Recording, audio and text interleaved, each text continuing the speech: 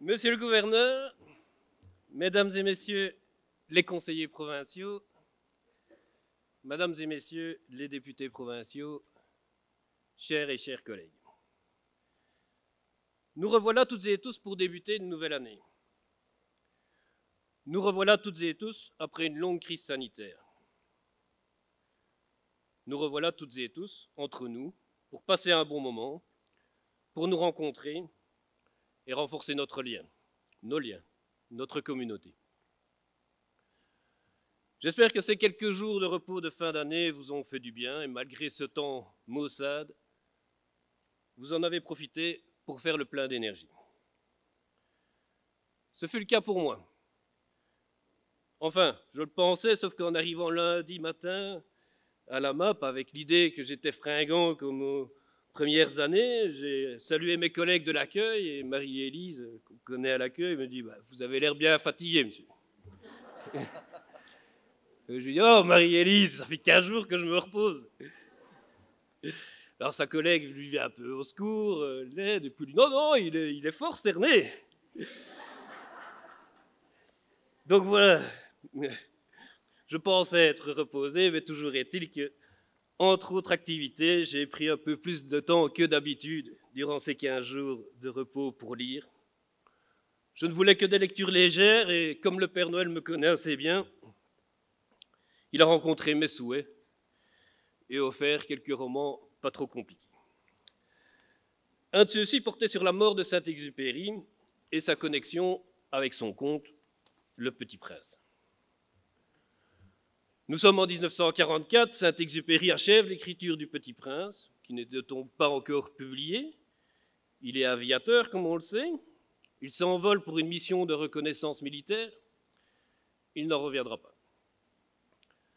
À partir de là, le roman que j'ai lu lance une intrigue et s'interroge sur la possibilité que l'explication de la mort de Saint-Exupéry ou de sa disparition se trouve dans le conte.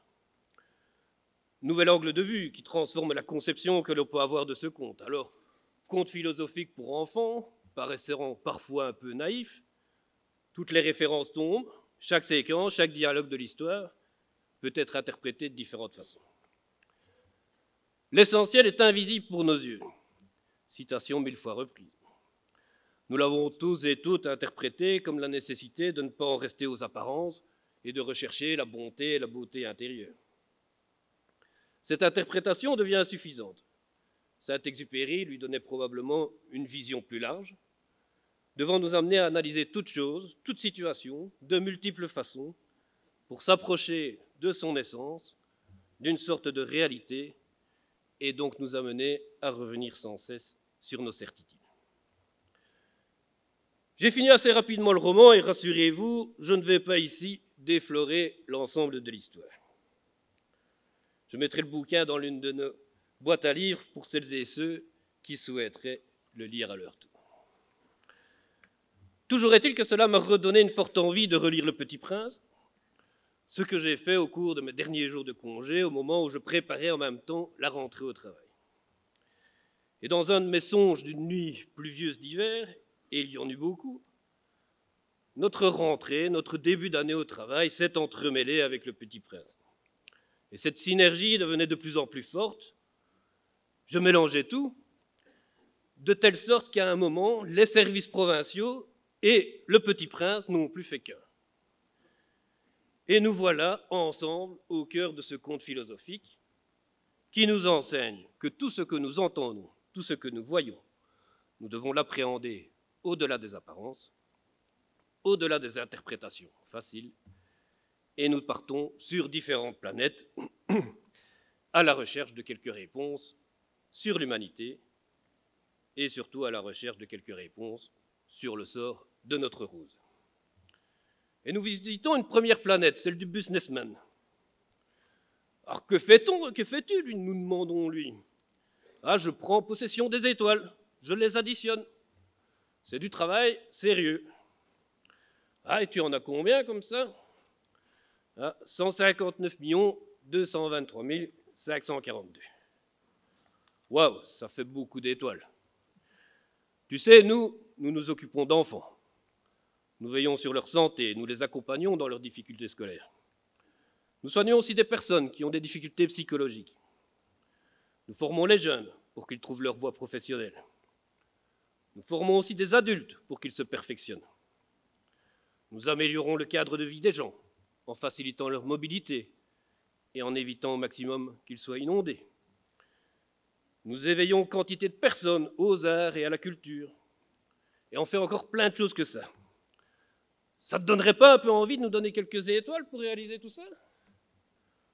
Ben, ça n'est pas possible, nous dit le businessman. Moi, je fais un travail sérieux, je te dis. Je suis là pour additionner les étoiles. Ou plus précisément pour les soustraire aux autres et les additionner pour moi. Je vais même te dire, parfois j'en soustrais à un et pas à l'autre. Dans tous les cas, aucun des deux n'a beaucoup d'étoiles. Mais comme ça, ils se regardent en chien de faïence, ils se concurrencent, parfois ils se disputent pour une petite étoile. Et moi, ils me laissent tranquille, je continue à additionner mes étoiles. Allez, businessman, tu veux quand même pas distribuer plus d'étoiles? Tu les utilises pas, les tiennes. Tu sais, sur notre planète, nous sortons d'une crise sanitaire, avec toutes ses conséquences.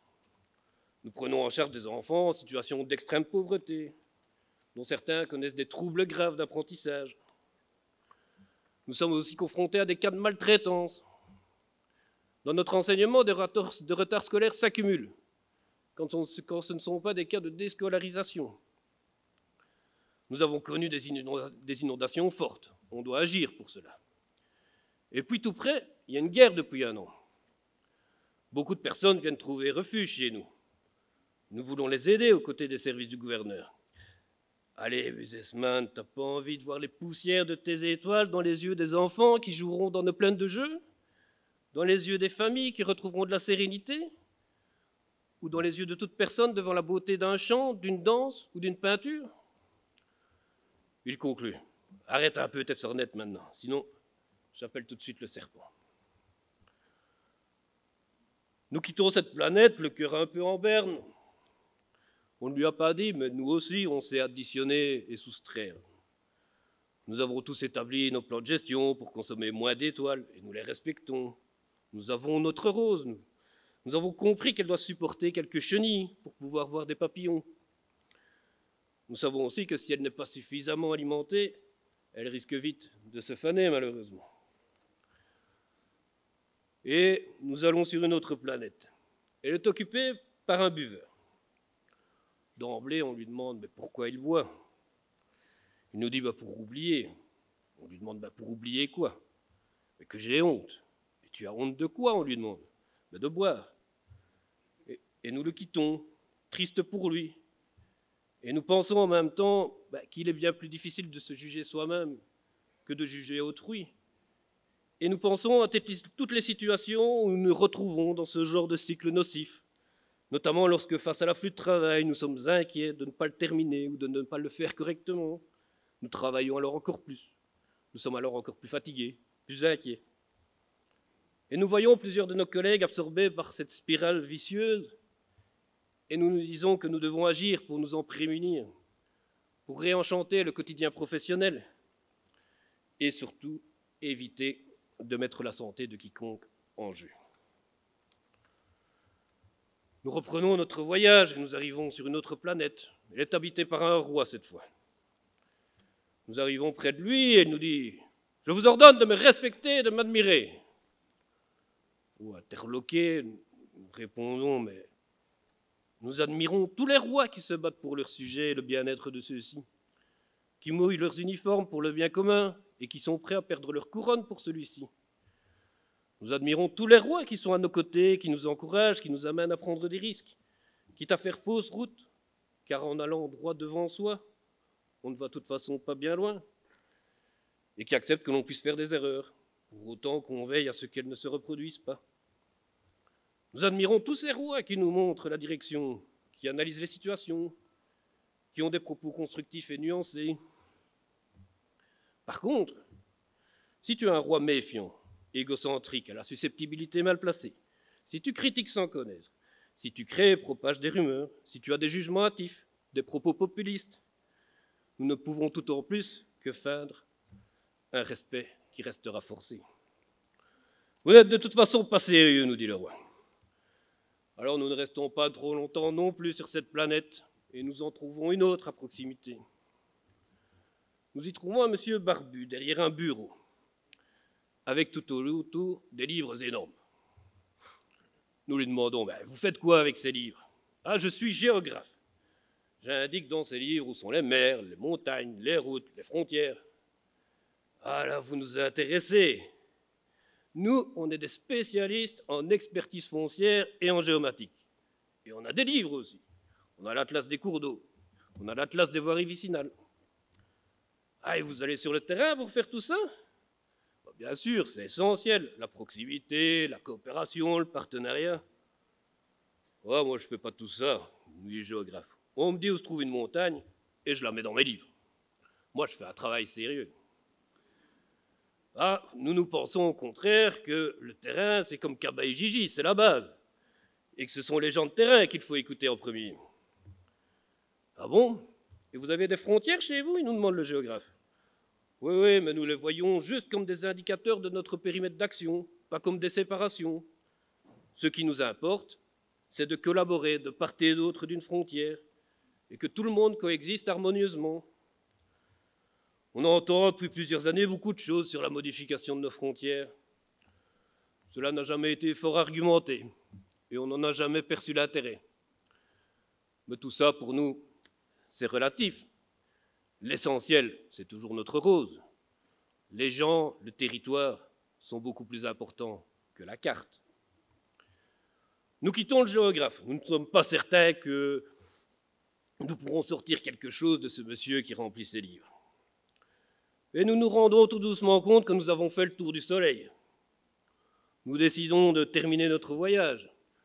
De toute façon, toutes les personnes rencontrées ne nous prennent pas vraiment au sérieux. En plus, notre Rose, elle nous manque énormément.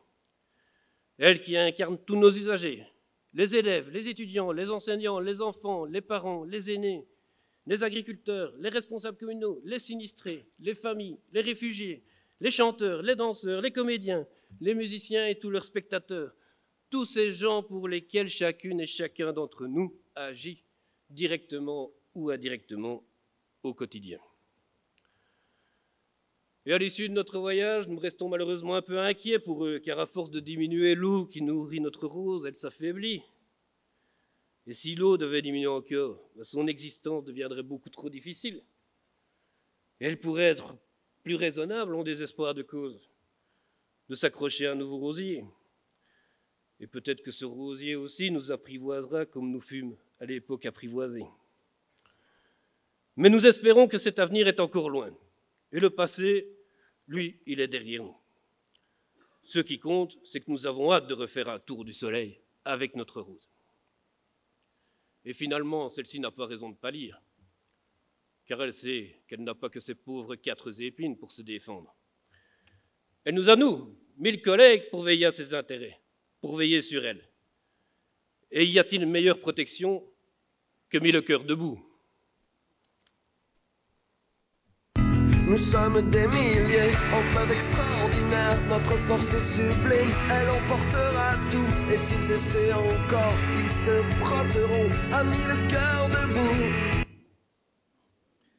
Et si une nuit, dans vos songes, apparaissent un petit prince, un roi, un géographe, un businessman, riez, riez à gorge déployée, car depuis 1944, le petit prince et sa rose sont toujours présents dans les âmes des enfants et des grands-enfants. Très bonne année, mes chers collègues.